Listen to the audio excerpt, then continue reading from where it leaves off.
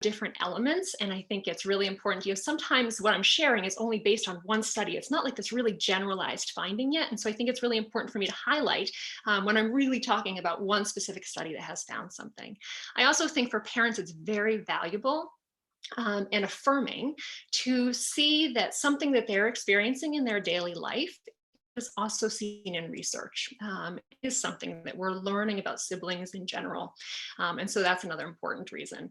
And finally, the reason why you'll see so many kind of citations in there and authors' names is that I think it's so important to give credit where credit is due. I don't want to take credit for any of the work that it has been done in the research. And I was so excited as I was pulling together this talk. There has been kind of this boom in sibling research in the past few years. So there's a number of research studies in 2019, 2020 that focus on this topic and are really looking at big picture questions related to sibling adaptation and treatment, support. So that's awesome. So the other piece that I'll focus on within the context of this talk is interviews with parents and siblings. And these are drawn from interviews that I did for the purpose of my book. And when you see these, throughout the talk, you'll see these quotation marks, and that just means they're pulled directly from those texts and from interviews and focus groups that I've done with parents. But I think it's so important for us to talk about the research, but then see what that means within a family's life. And so that's why I pull that out. And then obviously, the content of my book is also based largely on my clinical practice and the experience that I've had with the siblings that I work with. Because like I said, that really has been where a lot of the growth has taken place. And I'm going to take that research in the field, the interviews, the clinical practice, and really talk about what are the directions you can take, what are the steps you can take to support siblings. And when you see this symbol, try this, that means these are some things that you can do to support siblings, to help them with whatever it is that they're working through. So that kind of gives you the lay of the land in terms of where we're headed, okay? So I'm going to start first by talking through the development of the sibling relationship. And so starting very early on in terms of what that relationship looks like. What I know about siblings is based on my own sibling relationship. So this is me, my brother, and my sister. I did not get permission from them to share this picture, so sorry, guys.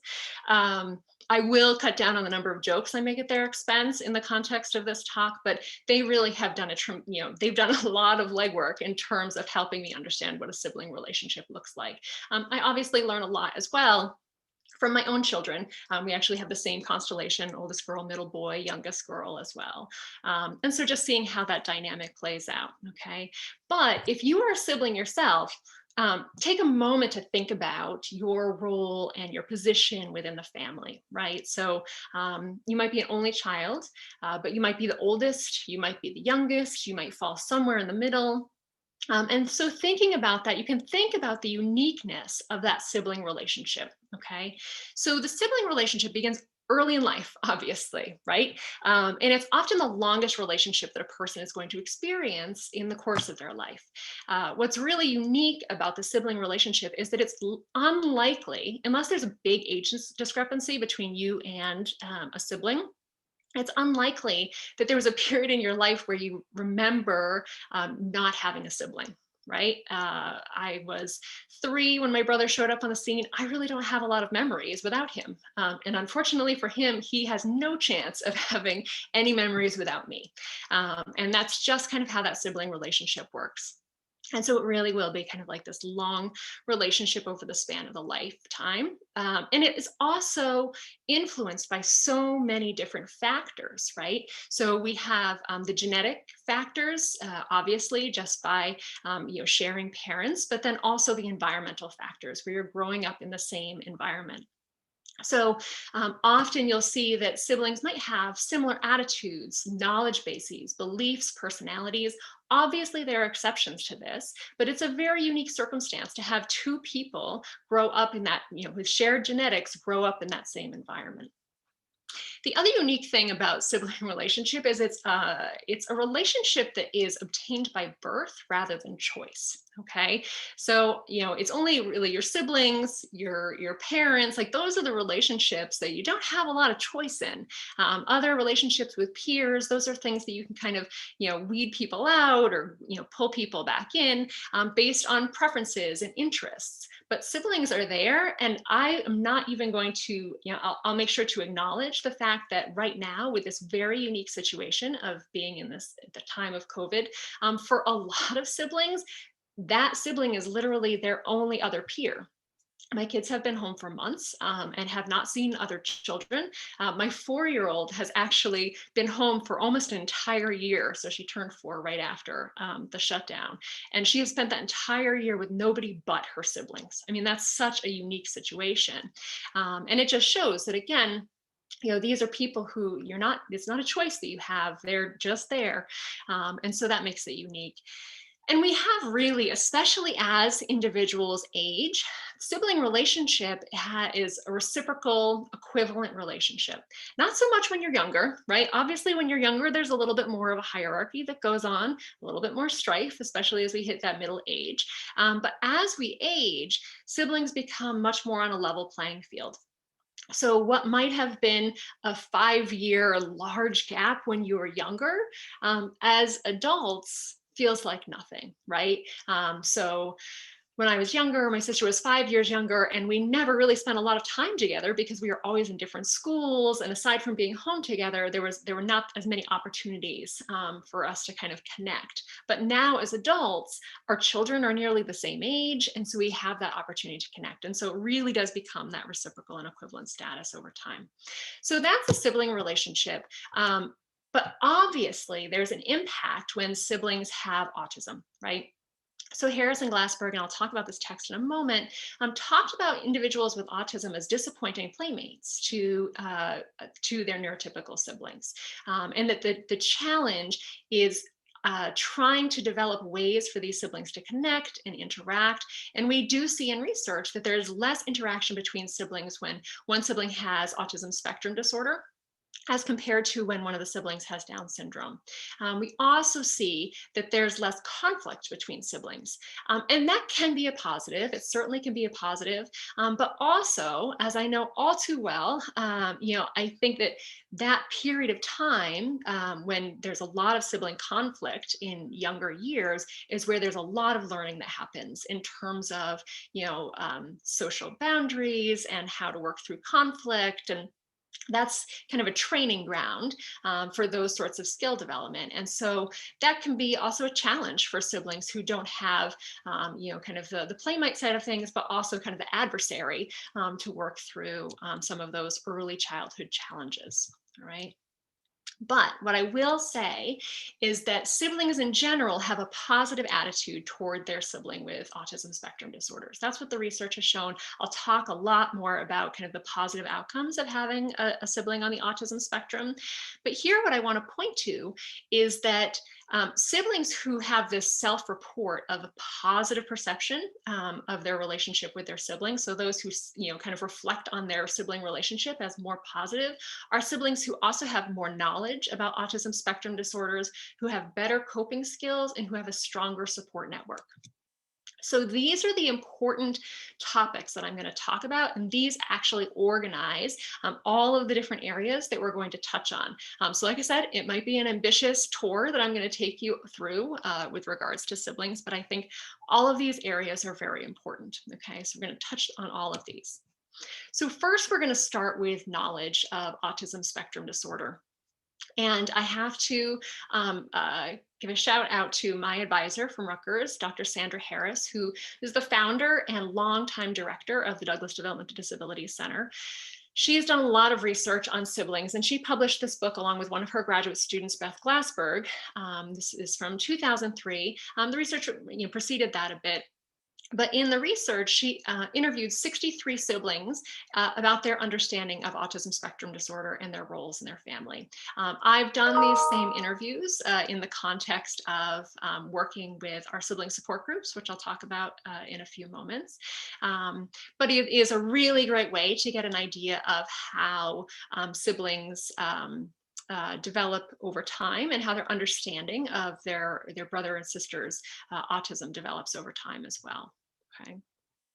So, what we end up with, and you can, look through Dr. Harris's book, what we see is this progression, this development in terms of how siblings understand autism.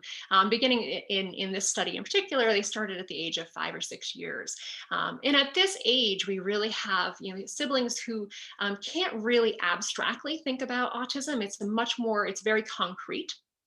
And it's based on what's observable. It's based on what they can see. So they're going to focus on things like their sibling being unable to communicate, or their brother or sister going to a special school, or maybe special people come and spend time with their brother and sister during the day. They might also think about autism as something that they can catch, but you can really see from this that it is really something that is not an abstract concept for them. It's something that is very rigid and related to the behaviors that they're able to observe. So, and in our sibling groups, we definitely see this. 5 and 6 is really kind of the youngest that we can go in terms of sibling groups, but even that, it can still be challenging for us to kind of teach about autism at that age. And when you move up to kind of the range of 7 to 10 years, it's tough because kids at this age are much better able to spit out a definition of autism for you. So they can tell you what autism is, and kind of, in some ways, they kind of parrot back what it is that they've heard. But they typically demonstrate the same level of understanding of autism as younger siblings do. So they're still not really thinking abstractly about it. It is still something that is very concrete. It's something that's very observable. And they can't answer questions about things like, where does autism come from? That's a little bit out of reach for them. It starts to come on more once you get to that preteen age. Okay, so that's where you have that better understanding of diagnosis and how it relates to their life. Kids at this age, having done these interviews, you really start to see at this even young age, and believe me, there are not many preteens I know who can tell me kind of what their life is going to be like, or what their relationship with their sibling is going to have to be like when they're adults. But these kids are thinking about it. Okay, so they're thinking about the fact that they might have to take on a caretaking role for their sibling. They're thinking about what their sibling's diagnosis means for their future. They're also hyper aware, and this doesn't come as any big surprise for this age group. They're hyper aware of the impact on peer relations, right? So that's kind of like the height of embarrassment, which we'll talk about in a little bit. Related to having a brother or sister on the autism spectrum. Also, a lot of focus on inequality in their home. And so a lot of like, that's not fair, which is, I'm sure many of you have heard. That's something that really kind of peaks around this age as well. And then once you get to the teen years, now you have individuals who are really able to think very abstractly, very hypothetically about what their future is going to look like. So what will happen to their sibling once their parents pass away? What would their role be? How are we going to cover costs? How will it impact their own adult development, right? Where can they work? What is their family structure going to look like? Will their brother or sister be able to live independently? And I'll talk about this when we're talking about the transition to adulthood and adulthood for siblings, because these are a lot of big questions that these siblings have. And again, I challenge you to find other teens who have to think about these things and such serious topics, while they're, studying for the SATs and all of these other things that, they've got in these high school years. So why is it important for us to understand how siblings understand autism? And the reason is twofold. So one is to make sure that we can understand and address likely concerns. By getting an understanding of how they think about autism, we can focus on their needs, right? So younger kids are really going to be focused on something like these challenging behaviors. I remember at Rutgers, we had an integrated preschool, and all of my kids went through that integrated preschool. And so they spent a lot of time with individuals with autism in that classroom. And so at that age, like that preschool age, coming into kindergarten, I remember my son being so focused on kids who did not use their words, right? Who hit and did not use their words. And that was really very salient to him, right? And so when you're talking about 5 or 6 year old, those things are going to be salient, right? The fact that they can't talk, the fact that they get extra attention at home. And so those are going to be the concerns that we're going to need to address. Obviously, at a teen level, it's going to be a very different story. Okay. So that's one reason why it's important for us to think about sibling development. But also, it's really important that we determine at what level to talk about autism spectrum disorder, because it's important that we talk about ASD early, often, and that we're constantly updating what the definition of autism is within the context of your family. So, why do you talk to a sibling about autism spectrum disorder? And some parents who are in this group might have wondered this, like, at what point do I talk about autism? Like, do I share that information with the sibling? Um, and, it can be challenging because even if a sibling knows that their brother or sister has autism, they might not fully grasp what that means and how their brother or sister's symptoms or behavior relates to that, right? And you might make the assumption that they get that, but it's really not until you talk to them that you see that they actually don't understand as much as you thought that they did. Right, especially in those younger ages, 5, 6, 7, 8, 9, 10. Those are ages where we always think that kids know more than they actually do. And you can actually get yourself in a lot of trouble by making those assumptions and leave kids very confused and potentially hurt by their brother or sister's behavior where they're not understanding it. So that's one reason that we would talk to siblings about autism. So when do you talk to siblings about autism? It really is something that you should be discussing early and often to make sure that you're fine tuning that over time. And here, I think it's really important to talk about autism within the context of your family, right? There's going to be, and running sibling groups as I do, um, it's important for us to think about what autism means to each individual sibling because it looks different in every family. Okay. And so talking about the definition of autism related to their brother or sister is so important. And that will shift over time, even into adulthood. There are still some adults who don't fully grasp what autism is and need some of that psychoeducation to be able to understand how their brother or sister's behavior relates to having a diagnosis of autism, right? No matter how many skills their brother or sister has. And sometimes that's even more challenging when they have a lot of skills, but there are these, idiosyncratic behaviors that are related to the autism diagnosis that can be challenging to overcome or work through in the context of a sibling relationship. Um, so in terms of talking about it, like I said, making sure that the explanation is relevant to the family, but also making sure that the explanation is at the child's level of understanding. So at that 5, 6, 5 to 10 age, you're really talking about very concrete observable behaviors.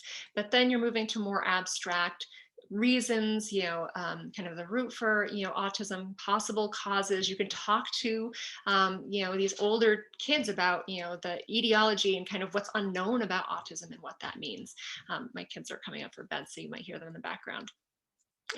So I think that, that is why we need to think about this development of autism overall. Okay. Another reason we want to talk to siblings about autism is you want to make sure that they are going to be able to feel comfortable talking about it to others because it's going to come up. It's going to come up with teachers, it's going to come up with peers, it's going to come up with other family members. And you want to make sure that they feel comfortable explaining it to other people. You don't want them to be on the defensive. You want them to be able to be helpful and not embarrassed about what it is that they don't know. And so that can really give siblings really that feeling of competency in terms of talking about those things. It might increase the quality of interactions with their siblings if they have a better understanding of what is related to the autism diagnosis. And they might also have more understanding and empathy for their brother or sister's experiences. Okay, so those are some of those reasons that we want to make sure that we're having these conversations throughout childhood.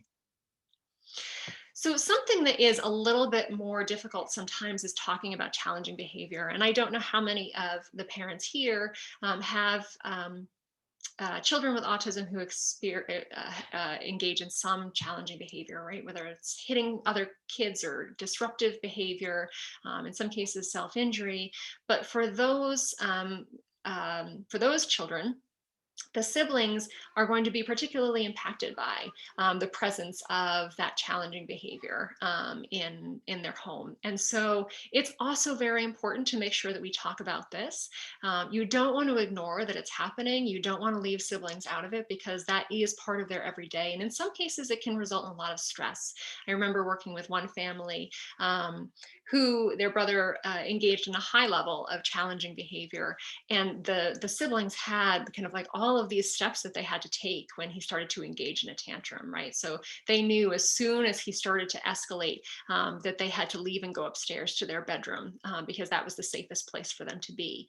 They also knew kind of all of the things that they had to do around the house to reduce the likelihood that that behavior would occur. It was related to a lot of routines. And so these siblings were so good about making sure that, like, things were put back just as they were supposed to be, so that the challenging behavior didn't happen, right? So that's an incredibly salient behavior for these siblings. And so you want to make sure that you're talking about it plainly, just, describing it, just as in, I know many of you are in ABA programs. And so when you're talking about behavior, you want to operationally define it, right? You want to define what it is that you see, so that your children who are siblings can really understand what you're talking about.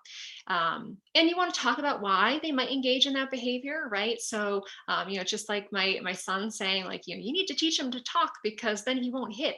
It's making that association, right? That communication piece, and what is this brother or sister trying to communicate by engaging in these behaviors, which might build up empathy. In some cases, you really might want to get input about their behavior and share plans for the intervention. Talked to a lot of adult siblings who wish that they had been more included in family conversations. And it's not that the sibling is the driver, but it just gives them the opportunity to share what it is that they know, what it is that they see, and have people listen to them. And I think that that's really important. And so that might be something to consider as you're working through these.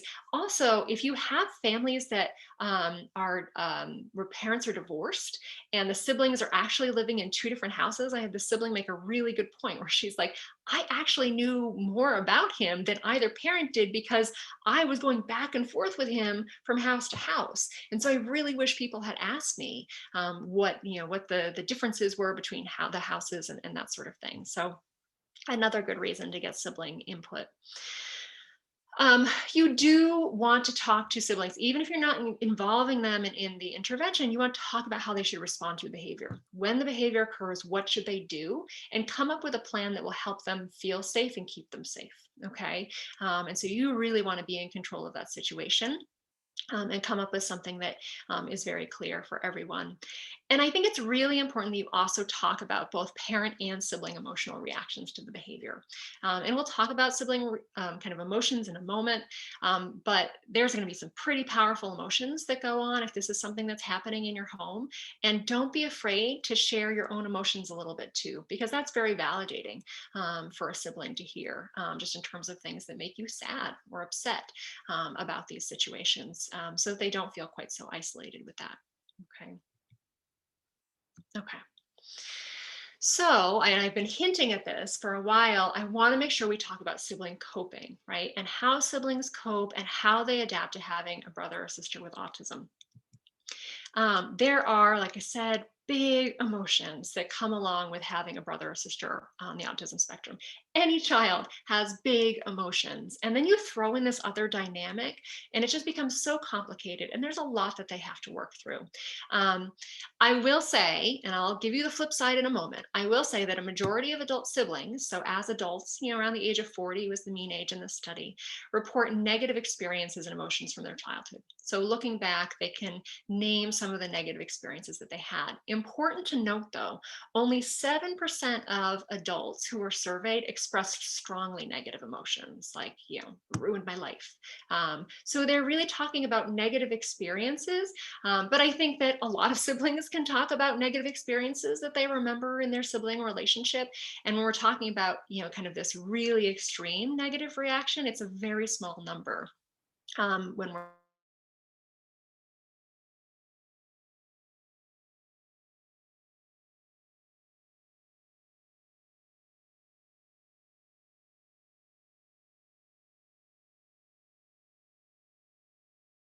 in public with their brother or sister. I'll share a quote that kind of reflects that in a moment. But that's going to be a big piece of it. Anger about anger at their sibling. So if their sibling is engaging, engaging in certain behaviors, anger at their parents for maybe not giving them as much attention. But then also guilt is another thing. Guilt for feeling so angry at their brother or sister. Sometimes guilt that their brother or sister has such a hard time and they don't. And that can be a big challenge for siblings. Obviously, jealousy and resentment is something that comes up for siblings, right? If they feel like they're not getting as much attention from siblings as their brother or sister, or from parents rather, as their brother or sister does. And a big one that comes up is worry. So worry for their parents' well-being, worry for their siblings' well-being, worry about the future.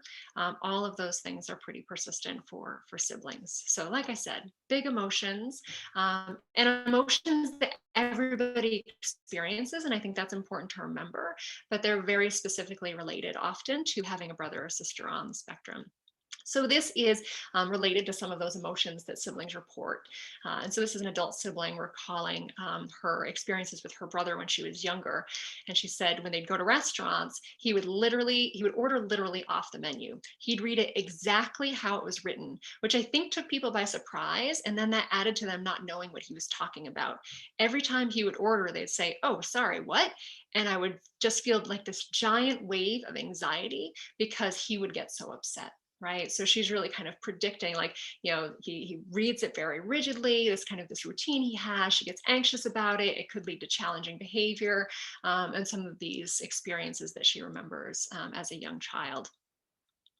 This is a very specific situation. I'll back up for a moment and give you kind of the story that goes along with this. And so this is, again, another adult sibling who's reflecting back on a moment in her childhood where she was in a store with a bookstore with her mother and her brother. And her brother engages in a loud level of vocal stereotypy, so vocal noises that he makes repeatedly. And she was in this store and she kind of wandered away and she overheard two women talking to each other. And one woman said to the other, "I didn't know that they allowed monkeys in this store." And she ran and she found her mom and was crying and ran out of the store and sat in the car while her mother took care of the situation.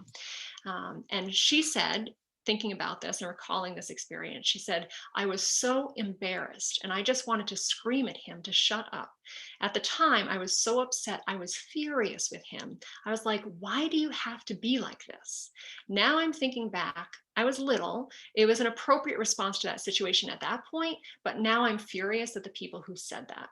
Okay. So I think that that's also a really important thing to recognize, is that sometimes the anger and the embarrassment gets misdirected, right? And so while it should be directed at people who are insensitive, it instead gets directed at the person who's being the embarrassing one, right?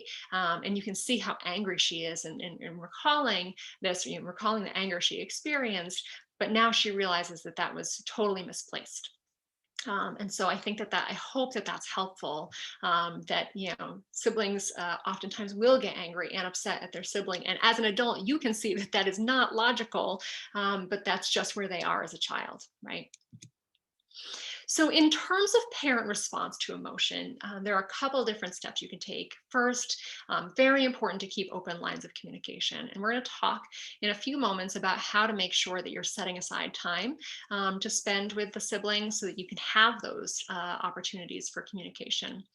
It's really important to normalize and legitimize the experience of emotions. I think it's very easy, especially when siblings are maybe complaining about things that seem like, small things compared to kind of these big issues that you have going on in the family. It's important to not dismiss the feelings that they are experiencing, right? And even talk about what those feelings are like for you and the fact that you have those feelings sometimes, because that will really help, again, legitimize that experience that siblings have. Help them problem solve situations. This is a big area for siblings, is helping them figure out how to problem solve in all of the different situations that might arise for them. And there are a couple different ways that we can teach this, but if parents really have those skills to help teach their their child, definitely work on that, right? Like coming up with possible solutions, weighing the pros and cons, picking a solution, and then trying it out, right? So helping them figure out how to problem solve. Don't try to eliminate those negative feelings. The goal is not to get rid of negative feelings, because everybody has negative feelings. It doesn't matter who you are. And so we're not trying to get rid of them, because the experiences that they're having and the reactions that they're having are, like I said, they're legitimate.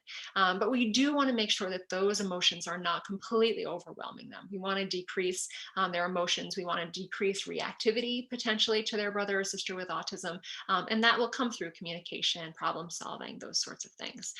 But it's okay to have those feelings. And so I want to make sure that you really convey that to the sibling. And when it's appropriate, it is important to also emphasize the positive aspects of having a sibling. This should not take the form of, oh, you seem really angry at your brother, but you know he's a really great guy. That's not where we're trying to do this in the heat of the moment. But it is important to have those conversations and help siblings identify what it is that they love and value about their sibling and their relationship with their sibling. That can be really healing for a lot of siblings. And so to that, I want to make sure that we talk about what the positive outcomes of having a sibling are. Okay, a sibling on the autism spectrum. So, like I said, there's a flip side to my comment before about kind of the negative experiences that adults recall. Nearly all adult siblings report positive aspects of growing up with their brother or sister. Okay, it is the rare case that you have a sibling who can't recall any positive aspects. They kind of all are able to look back favorably. In the interviews that I've done with siblings, this is my favorite question to ask. What is it that you what were the positive aspects? And the stories that come out are just awesome. And so what we hear are a lot of things, just joy, right? The periods of joy that they had with their brother or sister. One sibling remembers pushing her brother on a swing and how happy he would be on that swing, and what a great experience that was for the two of them. A lot of siblings will reflect on greater patience and understanding for their brother or sister, for their parents, for other people in the world. That's a big outcome that a lot of siblings talk about, right? Is really being able to understand that everybody has things going on, right? And you might not be able to see it, but it might impact, how somebody behaves on a given day. And so they really have like that higher level potentially of empathy might be there for some siblings. For many siblings, there's a positive influence on a career. I remember working with a sibling um, when he was really little. He was 9, I think, when I started working with him, and his brother was 7. And I remember we would do all of these joint sessions where I was teaching them to play together, and we were doing activity schedules together. And I've watched him grow over the years. I'm going to totally date myself, but he has moved. He became a huge advocate for autism. Founded an autism focus group, advocacy group at his university. Has gone on to work in special education and special needs. So you can really see that path. A number of the graduate students that I've worked with in the field have a sibling, and I love working with them because they have such unique stories and can bring such a unique perspective to the work that we do. A lot of siblings report pride and their brother or sister. I think I can actually skip ahead to this quote, which is one of my favorites, where this adult sibling remembers that she was at work when I found out that my brother got into college, and I cried. I'm going to cry now. I was just so tremendously proud of him. He's a person who perseveres, really, I think, in spite of so many obstacles, that if it were me, it would really knock me off course. And just how heartwarming that feels, right? That she was just brought to tears by the fact that her brother was able to accomplish this. Um, and a lot of siblings talk about that pride in their brothers and sisters, no matter the skill level, just what it is that they're able to accomplish, what it is that they're able to overcome. They'll reflect on that relationship with their sibling and the challenges that they faced bringing the entire family closer together, right? And kind of forging that relationship with parents.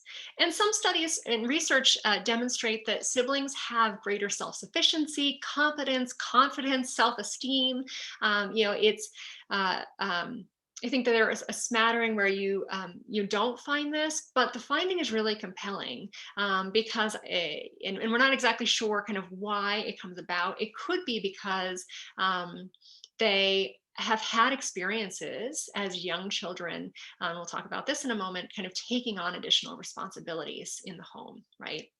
And that those experiences helping their brother or sister does actually lead to greater self-sufficiency, confidence, self-esteem. They're asked to have more independence. They're asked at times to take care of somebody else, and it stands to reason that this competence and confidence would follow. It might also be that their reference point is a child with autism, right? And so that might also play into why they have these feelings. But those are, great outcomes when we're talking about siblings. I just shared that quote with you. So in terms of psychosocial functioning, we want to see like how does it affect their mental health, right? They're experiencing a lot of these different emotions and different outcomes. And I will say the research here for children, for adults who have siblings on the autism spectrum is still so incredibly mixed. And every time I read through the literature, I'm like, maybe this time we'll have like this solid direction. But there never is. And it's not any huge wonder, right? Because when we're talking about siblings of children with autism, you have so many different factors that come into play here, right? So you have the unique sibling, right? And their temperament and their personality. But you also have their brother or sister and the influence that their brother or sister's skill level or behaviors or temperament and personality have on their development. And then you have parents, right? And how parents cope and adapt to having a child on the autism spectrum and how that in turn influences how the siblings cope and react. And so all of these things are interplay. And as you can imagine, in research, it's very hard to tease apart those effects. So there is not consistent findings in terms of the effects of having a sibling with autism. We have some research that indicates no difference in behavioral adjustment when compared to peers, but we have other studies that indicate some evidence of difficulty adjusting. And this might come in the form of externalizing behaviors, where siblings have more behavior problems than their peers, or internalizing behavior, where they have more symptoms like depression and anxiety as compared to their peers. Again, some studies find those results, some studies don't. And one of the things that is challenging, and I just referenced this, is that we have to take into account the fact that there are a lot of other influences here that could affect those, right? So this is, I'm drawing this from a study that's actually, it's very recent, but it's on individuals who have a brother or sister with an intellectual disability. And so there's no information specifically on autism, but I think it just showcases the fact that a lot of these factors can account for differences in behavior. And so in this study, they did find that siblings of a child with intellectual disability had more behavior problems and social problems. But once they kind of accounted for all of these other variables, so sibling gender and age, the socioeconomic income of the family structure, so specifically whether there was one parent or two parents, the behavior problems that their sibling had, the level of parent distress that was in the house, once they accounted for all of those things, the direct influence of having a brother or sister with an intellectual disability went away. Right? It's really kind of these bigger things that drive that, and having a brother or sister with intellectual disability is related to all of these things, right? Well, especially like socioeconomic income, family structure, behavior challenges, right? That's all tied in there.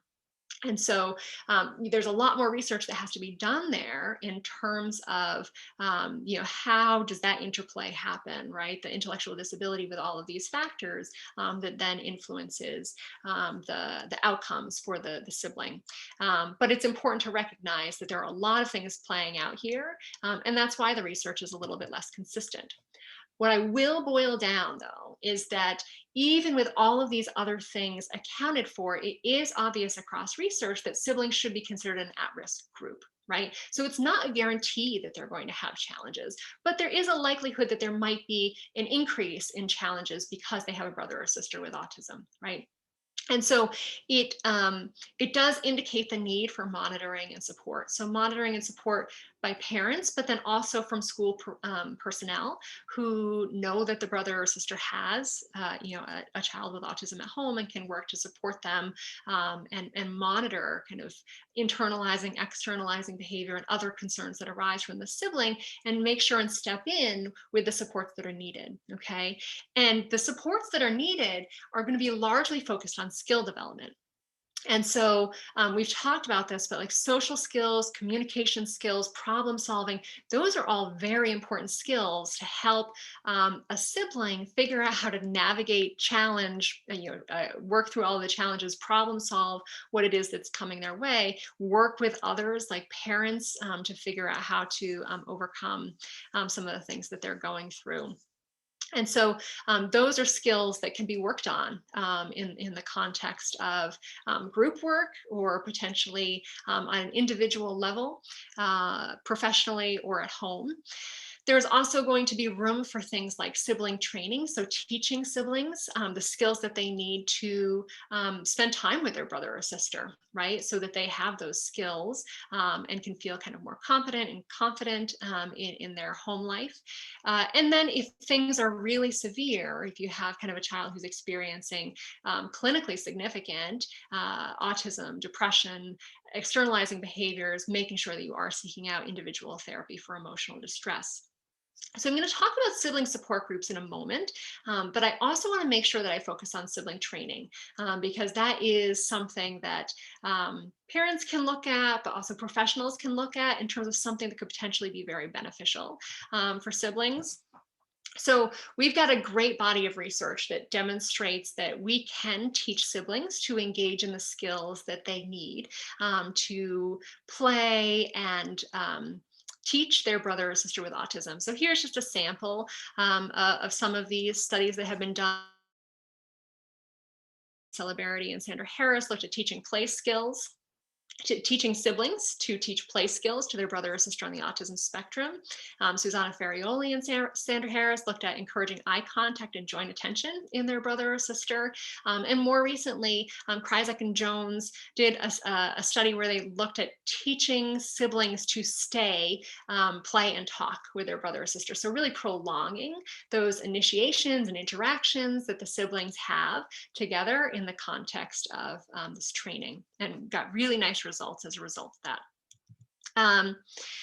And so at home, when we're talking, because obviously like that's, this is the work of behavior analysts, right? Or other professionals who are able to sit down and work with siblings, teach them these skills, potentially teach parents how to teach these skills, right? But when we're talking about parents, these are some things that you can encourage your siblings to do together, and you might need to work to engage both siblings, but over time hopefully that becomes easier. So when we're talking about younger siblings, especially younger than 6, you're going to have kids who are not ready to necessarily be teachers, but they can both engage in this parent-led activity. And you can get some of these younger siblings playing together with parallel play with interesting toys, but you can also get some interactions with things like the come here game, right, where you like have one sibling run to different parts of the room and tell their brother or sister to come here, right? If that's a skill that they're working with, that's a great way to get siblings to kind of interact and go to their brother or sister, and then like all the fun stuff happens, right? Or the do this game. And that was a frequent one that I'd see in our integrated preschool, where they would teach our neurotypical peers to model certain behaviors for the individual with autism. Siblings can do this too. And that was when I was talking about that 9-year-old, that was something that we did frequently, was work on imitation and getting his brother or sister to imitate him. And that's a really great way to engage siblings. But just play is also really fun. Speaking of imitation, and actually that's a great story coming from that imitation piece. I remember working with them, that sibling dyad in one specific activity, and we were playing together with a farm set. And I taught the older brother to say, pick up a cow and say moo, and then put it in an area of the farm. And then his younger brother with autism would imitate that and put it in the same area of the farm. And so when he was doing, he'd do the model, and then his brother would imitate him. The first time his brother did it, the older sibling looked at me and he said, I have no idea he knew how to do that. Just like this total look of wonder on his face. And so it just shows kind of that connection. We also spent a lot of time teaching the 7-year-old to play baseball, which largely amounted to me playing baseball and helping him with that. I'm horrible at baseball, but his older brother was a huge Red Sox fan. And that really meant a lot to that sibling, was to be able to go outside and play baseball. And so teaching the whole family how they could play baseball together. So that's really a nice opportunity. As we get to kind of older siblings, right, we can do things like board games, video games, completing puzzles, models, crafting, shooting baskets, going for a jog, right? If you're talking about kind of like these teenagers, I know one of my good friends, her brother is a huge runner. And so the whole family can go out. He has autism. They can go out and do these family jogs. He often goes out with his mother or with a sibling. And that's a really good way for them to spend time together. Walks are another, less strenuous activity, but, a great way for siblings to spend time together.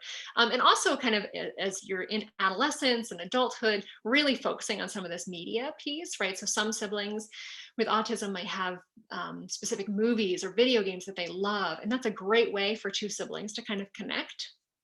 Especially remotely, as we have some siblings that are kind of leaving home, going to college, or getting a job. Like they could potentially still connect, especially in today's day and age where you have like watch parties and those sorts of things. That might be something where you can make that connection. And obviously there's things where they could help in a specific academic area by tutoring or helping with a skill, maybe a pre-vocational skill or a self-help skill that the sibling with autism doesn't know. Okay. But what I want to talk about is this, right? Because there are a lot of siblings who kind of take on these big responsibilities in the house. And this is a parent reflecting on her daughter and her son who has autism.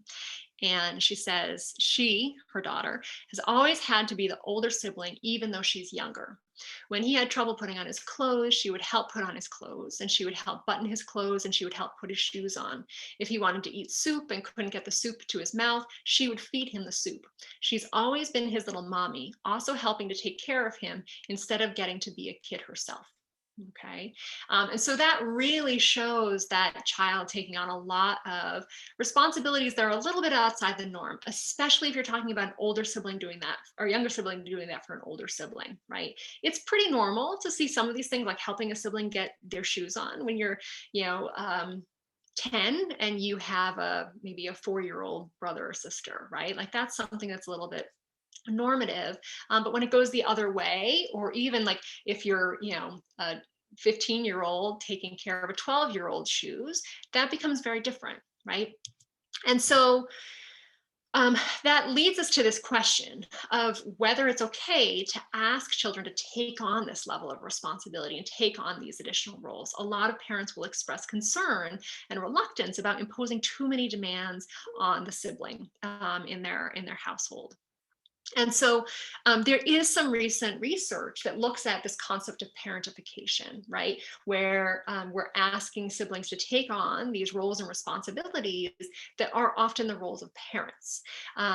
What the research, and again, is focusing right now on one study, so it's not like this huge broad finding, but this early research indicates that this parentification leads to more positive attitudes about the sibling relationship as it was in childhood, right? So adult siblings looking back and kind of reflecting on, yes, I did take on those additional responsibilities, but my sibling relationship, the quality is quite good, right?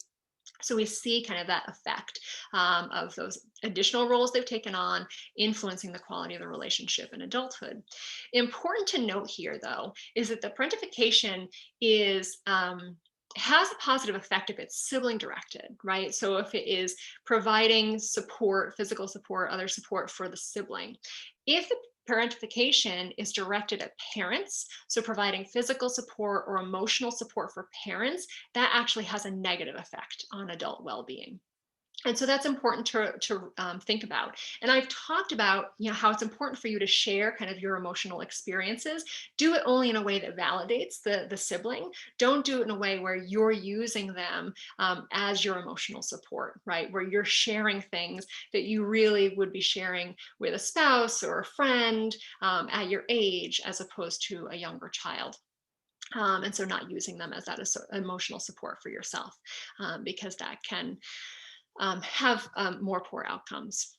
The important thing, though, is to not force the child to take on these additional roles. Okay, follow the sibling's lead, see what it is that they're interested in. Obviously, the quote that I shared before is a sibling who's really kind of initiating taking on these roles. But I've worked with a sibling for a number of years who's just been so honest and wonderfully honest about her intentions in her brother, her relationship with her brother or sister.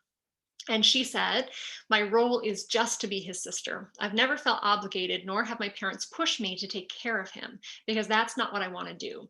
I feel like I should kind of have that choice, because a lot of siblings, they have to take care of their brother or sister, or they want to go into a field like that. That's just not what I want to do.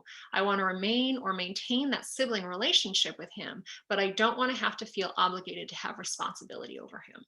And that was something that it's been refreshing to kind of hear her perspective. She's been very honest in her relationship with her parents about that role that she wants to take on, and they have really respected that over her. And I've known her, actually, she was the youngest sibling that I've had in the sibling group, so I've known her since she was 5. And now she is an adult, again, aging myself, but it's been an amazing experience to watch her grow and develop in her relationship with her brother. Okay. So the last section that I want to focus on, although I do want to also talk about adults as well, is social support, because this is a big piece for a lot of siblings. So sibling social support, the most recent research that's come out on sibling support looks at the fact that social support can have an effect on sibling adaptation, right? So their overall well-being. But that seems to be the case under certain circumstances. And we have to take into account 2 things. One is the importance that siblings place on social support in the first place, because not all siblings have the same level of need when it comes to social support. They're not all going to be motivated to have social support in the same way, right? So we have to look at the importance siblings place on the social support, and then the perceptions of the social support that they actually receive. And it's important there that it's not the social support they receive, it's their perceptions of the social support that they receive. And actually the same is the case for parents.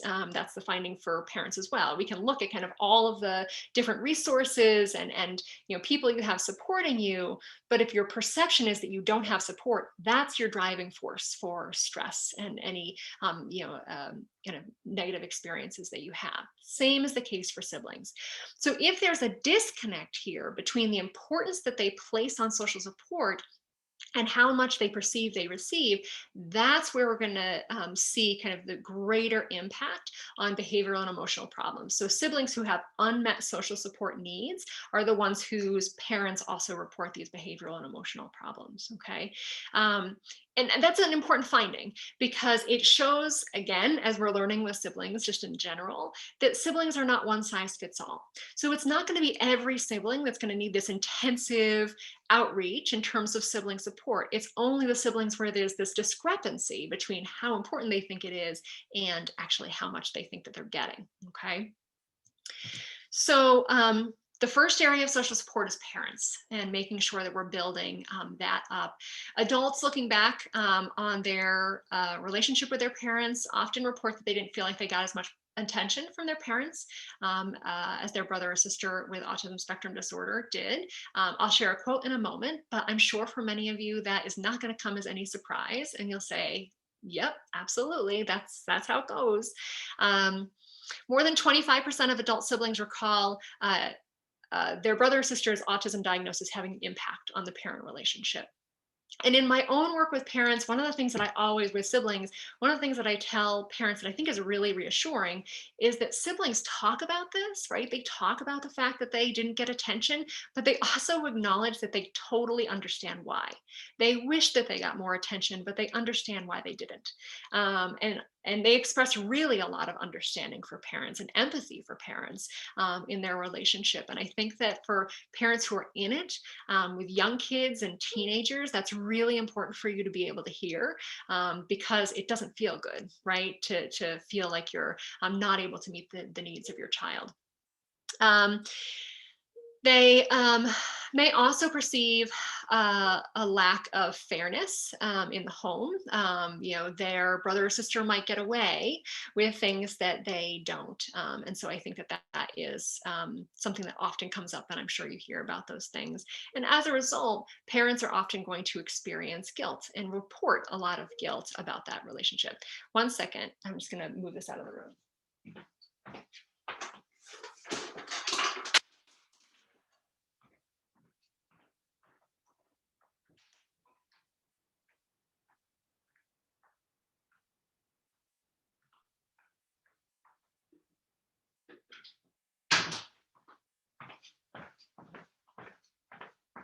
Sorry about that.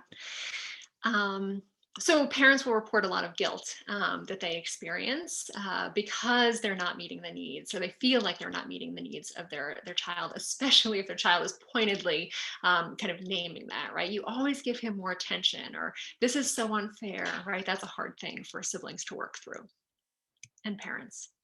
And here's a parent reflecting on that, right? She says, I'm sure my daughter's ASD diagnosis has taken time away from my son because she requires so much. It's inevitable. I do what I can always to take quiet time with him or make sure that he's getting his fair shake. But I'm sure as soon as you sit down with a calculator and add up the numbers and the amount of time I spend thinking and doing for her versus thinking and doing for him, she's triple the time easily triple. And I'm sure that many of you who are listening can say that same thing. And I think that is something that is often at the forefront of parents' minds. But again, I just want to reiterate the fact that siblings really do later in life, maybe not as teens and preteens, get that. Okay.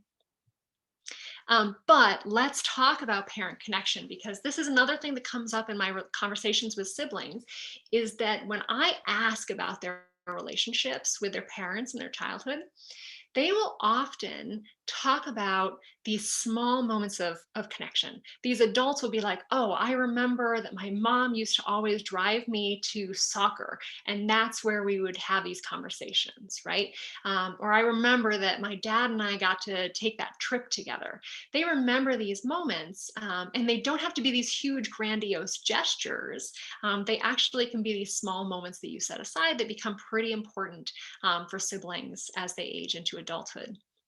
So, so you set aside time with siblings, and for some families that is special trips. So sometimes parents will go away and set aside time where they're going to take a special trip with the sibling alone, and that can be something that is great for that relationship, but it doesn't have to be that big.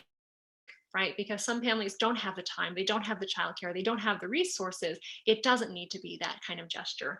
Sometimes it might be a special day, right? Where, and I've heard that, where the parent and the sibling, take a day off and they go and do something together. And that's something, so special time that they have. But special moments are equally important. And so finding those times, right, whether it is the car on the way to soccer, where you're able to just focus on that sibling. My kids will kind of vie for time on a walk, right? If I say I'm going for a walk, it's like, who wants to go for a walk? And they love that because they get me all to themselves, right? It's just time for them to have that conversation and I can focus.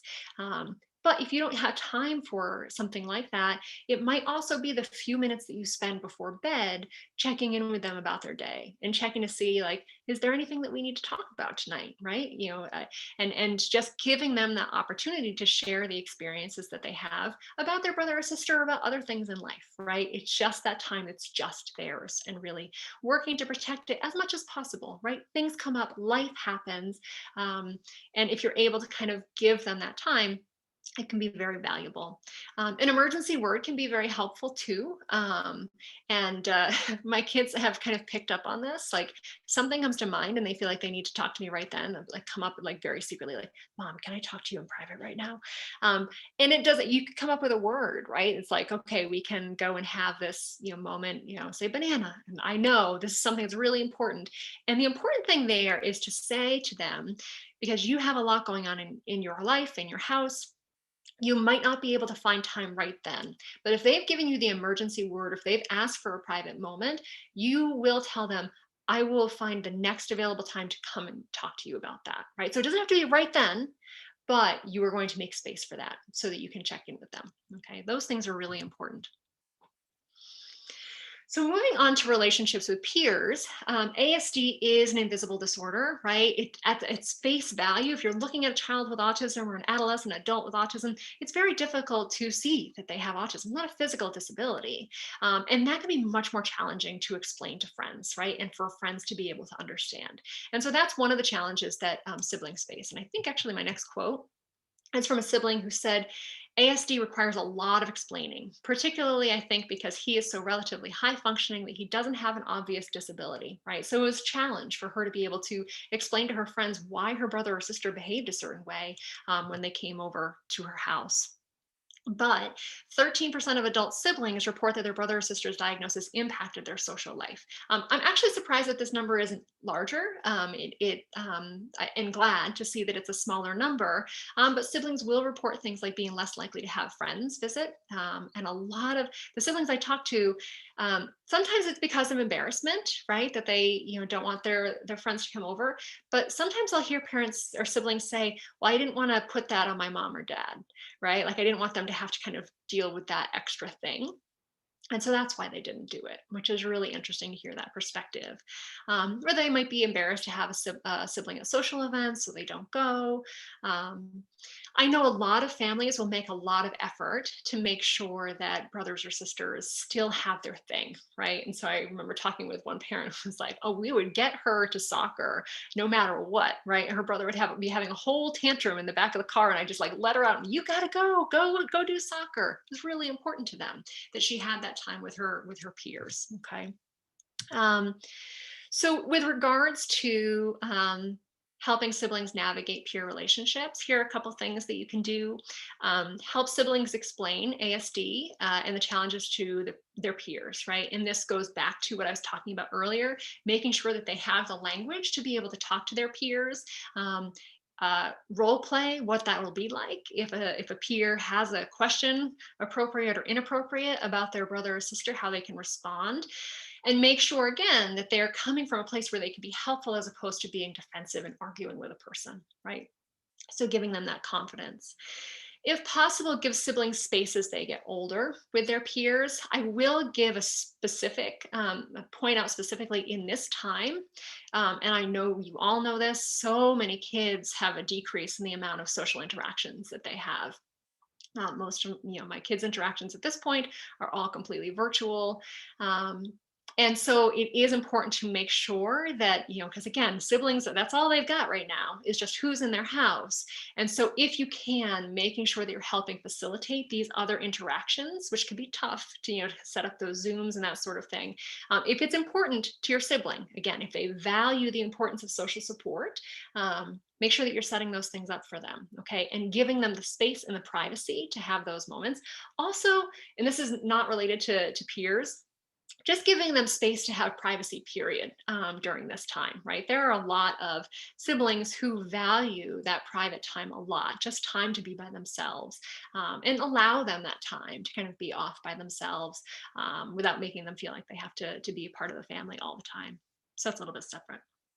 Also making sure that you help help siblings find peers with similar experiences. So this might be finding inclusive communities. I know it's a little bit of a challenge now, but as things open back up, Things like Special Olympics, I've heard parents say great things, but I've heard siblings say great things about how they loved going to Special Olympics events because everybody there got it, right? They didn't have to worry about feeling embarrassed or worried about how people were going to react because everybody was in the same boat. So they had a lot of relief with that experience. But then also sibling support groups can be something that is very beneficial. Sibling support groups, I'm not sure how many of you have children who have participated in them. The purpose of them is to decrease siblings' perception of isolation by bringing all of these siblings together to talk about their experiences, to boost knowledge and information about autism, to work on understanding emotions and how to cope with those emotions, but then also how to build up those problem solving skills, coping strategies, communication skills that we've been talking about that can be so important in helping siblings kind of manage that coping.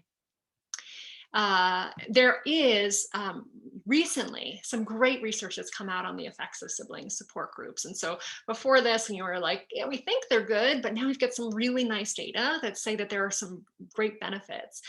So across studies, we see reductions in depression, anxiety, knowledge of autism spectrum disorders, some increase in peer network. That's one that's a little bit less consistent.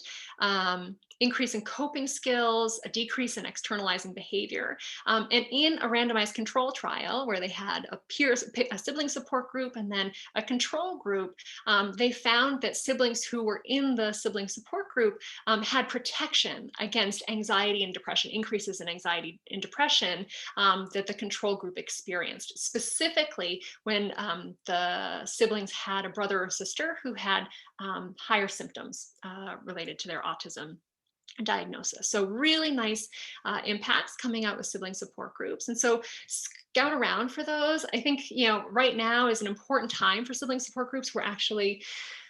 We're running one at Rutgers right now, but the demand was so huge when we sent out an email about the sibling support group that we were actually running 3 consecutive groups.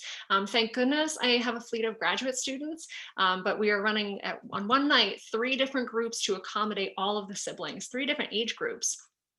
So from the age of 6 all the way up to 15, looking at kind of that, what their needs are and helping them with that. So it'll be great. The findings are there. And so potentially, looking for those outlets. If you want more interest in the sibling support groups that we offer, although right now we have a wait list for what we're offering currently, you can email me. My contact information is at the end. So the final piece that I want to touch on before I open to questions is just planning for the future, right? And this is going to be an important piece for siblings who are in their late adolescence, early adulthood, and beyond. And we do some, again, there's some nice research coming out specifically with this age group. It is, and these are kind of disparate findings, but this research lags behind the research that we have for younger siblings. And that's not a huge surprise because adult research in general in the autism field lags behind other research. But this is like slowly starting to catch up, and I'm very encouraged to see it. So some findings in adulthood, in one study, Moss and colleagues found that the majority of siblings functioned well as an adult. Right. So when we're talking about we've been predicting all of this like adaptation and coping and with regards to younger experiences, looking ahead to adulthood, we see that overall adults who have a sibling with autism are independent, average intelligence, employed, etc. There is, when they're looking back, a less positive outlook on the sibling relationship as compared to siblings with other disabilities. So I've already mentioned, they kind of recall positive experiences, negative experiences. When they're looking at their sibling relationship, they do view it a little bit less favorably. The good thing is that the more positive the perspective about their relationship leads to greater care and aid for their brother or sister in adulthood. So what we want to target, and I'm sure there's research that will be forthcoming over the years with this, is how do we get this increased positive outlook, this positive reflection on the sibling relationship, because that seems to have nice outcomes, right? And so that's one key piece. And then another recent bit of research looked at that perceived social support. Okay. So again, talking about perceptions of social support, that perceived social support impacts sibling well-being in adults. And so how much support they feel like they're receiving is going to impact the well-being. I'm a little bit oversimplifying the study because there's a lot of different factors that they considered in there. But in summary, you can say that social support does play a significant role in the well-being of adult siblings. So we're really kind of pointing to this importance of, how do we build up these coping skills? How do we build up the social support? How do we build up the knowledge to make sure that we get this more positive outlook on the sibling relationship over time? Because remember, those are the three things that I said in the very beginning are related to positive reflections on the sibling relationship. Okay. So hopefully what we'll see is if we're doing more work with siblings in childhood, adolescence, to focus on those coping skills, the social support, the knowledge that they need about ASD and how to spend time with their brother or sister, then you're getting this more positive outlook in adulthood, which then has very positive outcomes for the sibling relationship. Okay, so that's great. Hopefully we'll get there. But some of you might have adult siblings now. It's like, okay, what do I need now? I can't go back in time. What's the information that I need? I think one of the biggest take homes from the literature right now for adult siblings is that over 90% of adult siblings report concern about the future with their brother or sister. It's a huge number. And they report concern about their parents' well-being, and just their health, but also their capacity to continue to care for their brother or sister with autism as they age. Guardianship, as they're looking ahead, who is going to take guardianship for their brother or sister? Is that going to be their role? How are they going to work that in the family? Finances, how are they going to continue to pay for their brother or sister's care?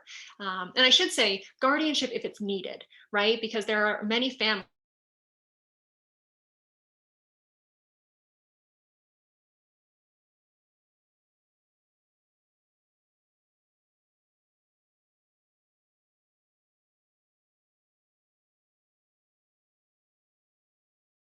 that might be something that siblings kind of take on as well. Um, Also considering residential options or whether the sibling is going to remain with parents or whether it's going to remain with siblings as the family ages. And if there are multiple siblings in the family, how to divide responsibilities as parents age. And, as you can imagine, there's sibling dynamics right there, right? They continue into adulthood. And how are they going to work together to provide care or support for a brother or sister on the autism spectrum? So there's a lot of dynamics there that they have to keep in mind. So for parents, how do you have these conversations about the future? And I think that it's really important to have these conversations. And this goes back to me saying, like, talk early, talk often, because as you recall, preteens are already thinking about these things. So it's not the case that they're kind of immune or kind of pushing it off. Like, these things are in their mind. And so it's important to start talking about them. And obviously, you're not going to kind of heap all of these things on a preteen and say, well, let's talk about guardianship and finances. It's all age appropriate, but as they get into later, kind of young adulthood, there are going to have to be conversations about this, right? Because you don't want to leave it and have it be something that's unspoken. So involve siblings in conversations about the future. As you, as a parent, are starting to think about these and talk about these things, include them in that conversation. Utilize open-ended questions about what it is that they think about the future, their support for their sibling. If you have a specific idea, ask them to reflect on the idea that they have. To the extent be possible, be respectful of their wishes. I tread lightly here because every family is different. Culture also plays an enormous role in terms of parents' expectations of siblings and their role in parents' lives and in siblings' lives. And we have to, as professionals, think about that and how that's going to play out. But within the context of your culture, think about how much you're able to respect the siblings' wishes for how much or how little they want to be involved in their brother or sister's care. And I have another great quote for you in a moment. But be sensitive to emotions that they may experience with regards to their responsibilities, right? Again, big emotions don't end in childhood. These are really big decisions and big impacts that are going to be on the siblings' lives as they age. And so again, talking about those emotions, talking about your emotions, validating, legitimizing, all of those things. These are the lessons that you will have learned as a parent of a sibling at a young age, and you're going to carry it all the way through, right? All of these things are so important in these conversations. These are different siblings talking about what they see in their future with their brother or sister. So one sibling says, I always want to be close by. I don't know exactly in terms of distance what that means, but I want to be able to get to him and I want to be able to be there to help him. I think that he's starting to share a lot with me, and I think that our relationship will continue to grow. I think I'll continue to be a support system for him. And then this sibling says, I don't want to assume a caretaker role or really be a guardian when my mom isn't there anymore. But I want to be there for him and I want to help make decisions of some kind. I want to still be his sister, but I don't want to have him living with me or have the responsibility for his financial things or life needs. I want somebody else to be in charge of that, but I want to have some sort of say in what goes on because he's still my brother. And again, this is a family that's worked very hard to respect kind of what this relationship that she's building with her brother, and they have worked to find another guardian so that she can continue to be his sibling and not his caretaker. So it just shows that every family is going to have a different approach to this. Siblings are going to have different desires and needs in terms of, you know, the relationship that they want to form with their brother or sister as they age into adulthood. So in summary, and then, you know, we have a few moments for questions. My main points, the take-home points are, as I've said, talk early and often, talk about autism, talk about challenging behavior if that's appropriate, talk about the future. So these are things you want to be open, transparent, as appropriate, as age appropriate, and using the language that's age appropriate to discuss these important topics. Prioritize social support in childhood and adulthood. Again, this might vary depending on, you know, the needs of your individual sibling, but looking at how you, as a parent, you can be a form of social support for your child, but also looking at how you can find them a group of peers, right? Respecting the time that they have with peers that they have developed in school or in activities, but also working to find a community that allows them to connect with others who have similar experiences. And to the extent possible, include the sibling in their brother or sister's teaching, right, at younger ages, treatment potentially if you're, you know, kind of working on reducing challenging behavior, or family planning. Again, when it's possible and when the sibling desires that involvement. Okay, those are important pieces. So that is the content of my talk. There are a lot of references, and thank you for bearing with me with the research summaries. They're so important, and I continue to learn from what it is that's coming out in the research in terms of how best to help the siblings that we see. Okay. So here's an email address if anybody has questions. Feel free to email me, but I can also take a few questions here if you want to type them in the chat. We have a few moments for that. Can you hear me? Are you able to hear me?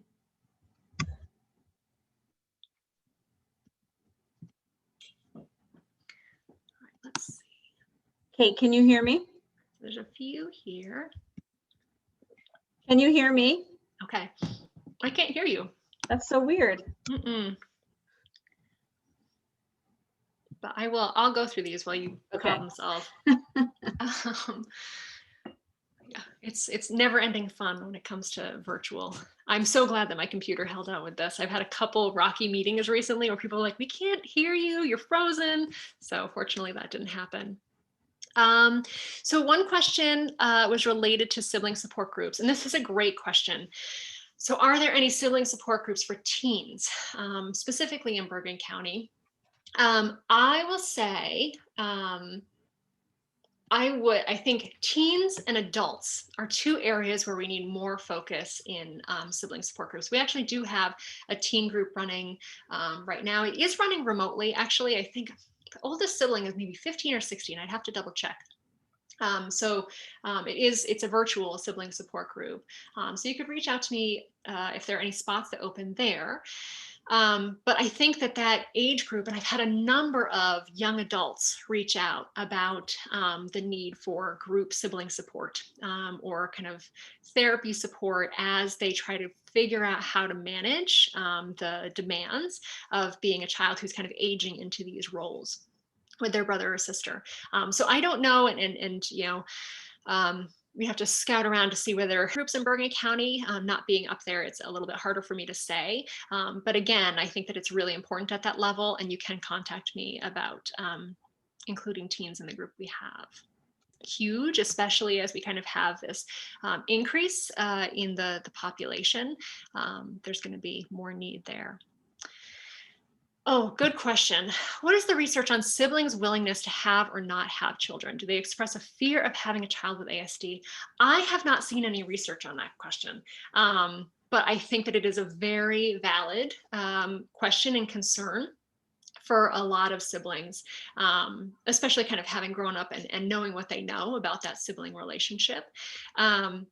So I don't know the answer to that question, but I think it is something that is very important for us to kind of think about and consider in future areas of research. Can Is you there a hear me chance we now? have a copy of the slides? I'll send the slides to Bridget so she has them as a handout. Or if you, so that's through Alpine, but if you are not at Alpine and you would like a copy of the slides, just send me an email. So kfiske, Fiske @rutgers.edu, and I can send you that, no problem. And Bridget answered. You still can't hear me? Can you hear me? No. Comical, I cannot hear you, but I can see your support. I can visualize it. All right. My 9-year-old is very resistant to the idea of doing a sibling support group. How much should I push? I would not. And this goes back to that question of how much social support does a sibling need, right? And again, our research there is early, but it indicates that different siblings are going to have different levels of support need. And it might be that that sibling in particular is not seeing or motivated to get that same level of support. And for that, I wouldn't push it too hard. Kids who do not want to be at sibling group make it very clear that they do not want to be at sibling group, and it wouldn't be a pleasant experience if he's really that resistant to it. I would say, especially as some of these kind of remote groups come up, that might be an easy way to try it out. If those become something that are more frequent and more common, it's really like a low commitment way to try out a group without, having to travel and get him there. It's like, just go into your room and I'll turn the screen on and you can see whether it's something you want to stick around with. So that could potentially be something, but again, it might just be something that is not something, a need for him. Okay. What are some of the activities that happen during the sibling support groups, specifically the 8 to 11 age group? Just talking our activities. Especially at that age group, we have to keep them busy and moving. It will be an exercise, and I will say I've kind of fallen into a rut is not the right word for it, but I've led or supervised sibling support groups at the DDDC for 15 years at this point. And this is the first time that I've really had things totally shaken up on me, where now we're providing it remotely, we're providing it across 3 different age groups. And so I really have to think about what that looks like. Typically in our sibling support groups, there are conversations, right? So there are conversations related to, we call them like didactics, right? We're teaching them skills about emotion recognition, or teaching them coping strategies, like the steps for coping strategies. We're talking about what autism is, but there are a lot of activities, right? There are activities related to their specific family. So coming up with strengths for each of the family members in their family, right? So they can talk about autism that way. We do things like sibling bingo, where they've got to find other siblings in the room who have the same similarities to make those connections. A lot of games. We practice those skills. We do role plays where they act out different situations and have to show how they're going to use their coping skills or how they're going to communicate to a parent. So there are a lot of active activities like that to keep kids engaged and work them through all of the content that we have. As we get older, right, if we get up to like the teenage group, then we start, focusing more on conversations. Certainly the role play is still going to be a really important piece though, right? When we're talking about any behavioral skills training, so teaching these skills that we want to see in parents or siblings or teachers or kids with autism, any of those, we have to make sure that we're doing that role play as well, showing them what it is that we want to see, but also having them try it out. Helps a lot for getting them to use those skills at home. How do we as parents try to get our therapist to include our neurotypical child in therapy? So that's a really interesting question. And I think it depends on the type of therapy that you have and what your goals are, right? So when I was working in siblings' home, I was largely there as a respite care provider, which allowed for more flexibility in terms of what it was that I was playing and doing during the course of the time that I was there. Because I didn't have specific goals that I was working towards. If you have an ABA group, for example, that's coming in that has specific goals and they're working to reach data criterion levels, like all of those things that are related to ABA, it might be a little bit more challenging to get them to incorporate the sibling. But I think that's really important then for you to sit down with that behavior analyst, if that's who the therapist is, and talk about your goals for your family, because that's a discussion you should be having anyway, right? Is thinking about what's important in your family. What are the independent skills? What are the social skills that are going to make your family unit operate better? You want everybody to be have higher levels of well-being, and incorporating siblings is going to be one of those things. And so talking with them about the fact that those are your goals and how can we do that? How might you include siblings in what it is that the brother or sister is already working on? But also, what are new goals that we might be able to develop? Like, are there goals where you can have them playing together for longer periods of time? Is that something that you could add in and work on taking data for that? So I think having that conversation with them about your family goals could be one way to address that.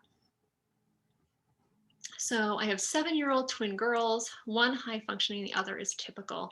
When should I tell the one twin about her sister? And that is the one question whenever I talk about talking about autism with a brother or sister, that's always one of the things that comes to mind is at what point, if you have a child where it is not clearly obvious, right? Like they've got a lot of skills. Maybe they have some social difficulties. It's not readily apparent that there is something vastly different between these siblings. That's where it becomes a little bit more challenging to have that conversation about autism. I think that in terms of when you share it, 7 is young, right? Because 7 again is still focus very much on kind of those concrete observable behaviors. And so, and I don't know kind of your twins, but if there's nothing specific that your neurotypical sibling is pointing to as something that's different or different from the typical sibling relationship, right? So all siblings fight, all siblings get on each other's nerves, right? It's not always something you have to kind of focus on in terms of it being autism. But as they age, and especially as there's greater ability to talk about some of those abstract concepts, it might make more sense for you to have that conversation. I can't tell you by what age that needs to be. I can't tell you that now is the right time, but you need to think about between your siblings' relationships, at what point does something clearly become, if they have that information about their brother or sister having autism, that they might have more empathy and compassion toward their brother or sister. It might reduce the confusion that they're experiencing about their brother or sister's behavior. In that is also the conversation of when does the child with autism have a conversation about the fact that they have autism? And I don't know if that's something that you've had a conversation with about, right? So they're kind of all part and parcel. It's a really good question. It's a very personal question, especially when you have this kind of dynamic. So I hope that information is helpful. That's so strange, Bridget. So the attendees can hear you, but not me. But everybody can hear me, obviously. Otherwise, I've been talking to myself for a very long time, which is never a good scene. All right. How should I handle questions about why his brother does certain behaviors? At this point, I usually just say, you know why, because of autism. The truth is, maybe I don't have a better answer. Some of these behaviors are indeed odd. It depends on the age. right? I think, like right now, my 4-year-old chalks everything up to coronavirus. Like that's her answer for everything. Like, why can't I go see my friend? Because coronavirus, right? Like that's like her pat answer. And I think that at a certain age, like, oh, because that's what his autism looks like, right? They're totally willing to take that answer. As they get older and they're able to talk more abstractly about things, that is a good time for you actually to say, you know what? I don't really know why he does those things, but here are some reasons why kids might do some of those behaviors, right? Maybe he engages in behavior because it makes him feel good inside, just like when you, whatever it is that they do, some hobby that makes you feel good inside, right? So talking about behavior and normalizing in that way, I think could be very helpful, but also it's really okay to talk about the fact that you don't have all of the answers. And not only that, the field doesn't have all of the answers. Again, that's age dependent, but something to consider. That's a great question. Can you share your experience of any working with twins if both have ASD or one does and one doesn't? I'm trying to think. I don't know that we've had any siblings in our sibling group who are twins.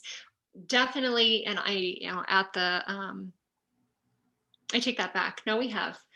We have had siblings who are twins in our sibling group. I think that it depends very much. And again, this goes back to the earlier question on two siblings who, one of them has a good number of skills, and it might be difficult for the 7-year-old to identify the autism symptoms in there, right? So that's one piece of it. But then also, if you have two siblings and one, the neurotypical sibling has an average development, but then the brother or sister with autism significantly lags, I think that can be a bigger challenge, right? And I think that's where you have siblings. I know I talked about kind of that guilt piece of it, right? Where siblings might feel guilt about the fact that they have, the skills that they have and their brother or sister has so many challenges. That can be something I think that is especially prevalent. And I don't have research to back that up. But one thing that I think could surface for a lot of twins because of the fact that they had so much shared as a child. And so thinking about that might be one aspect, but I hope that there is more research specifically on that relationship going forward. Good. Oh, you're so smart, Bridget. It work? It was because my email kept coming through, and so I muted it because I didn't want to hear it anymore. So I also couldn't. That's okay. I've done that as well. There's a question in the Q&A that I want to make sure we answer, which I think is a really good one. Is there any research that suggests that children with autism may advance further socially or in other areas if they have neurotypical siblings?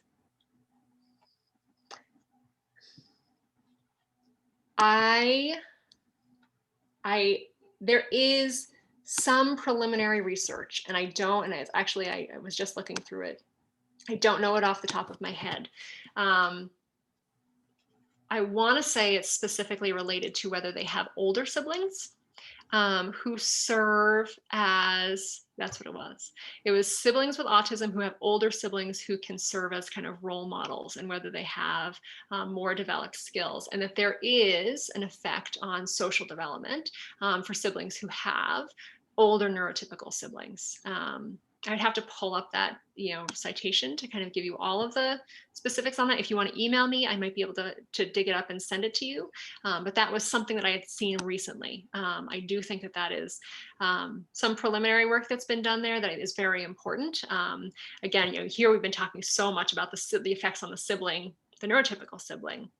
But what are the effects on the individual with autism in all of this? And, again, there's research that looks at the fact that siblings can help teach, their brother or sister these amazing skills, and really see this progress in social skills and other areas.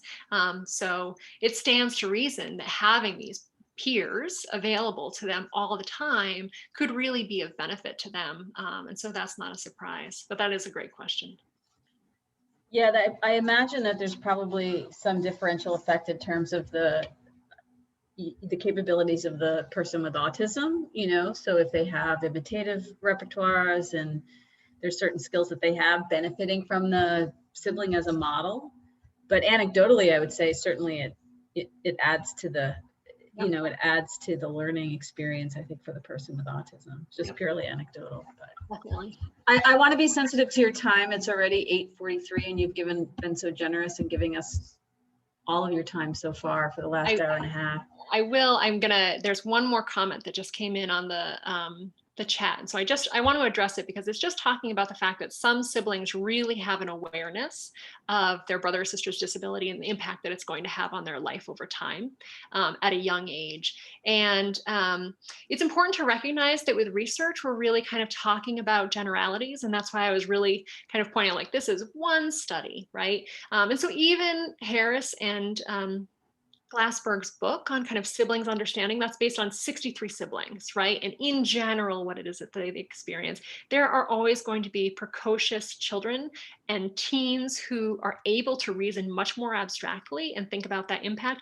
And you are absolutely right that it is heartbreaking. And I've done interviews with siblings who can explicitly talk about the fact that they're, at the age of 8, that they're going to have to care for their brother or sister in adulthood. They're thinking about that. They recognize that. And so it can happen. And I'm just glad that you have a son who can talk to you about that and that you're able to have these conversations with him at a young age. I think that will serve him very well.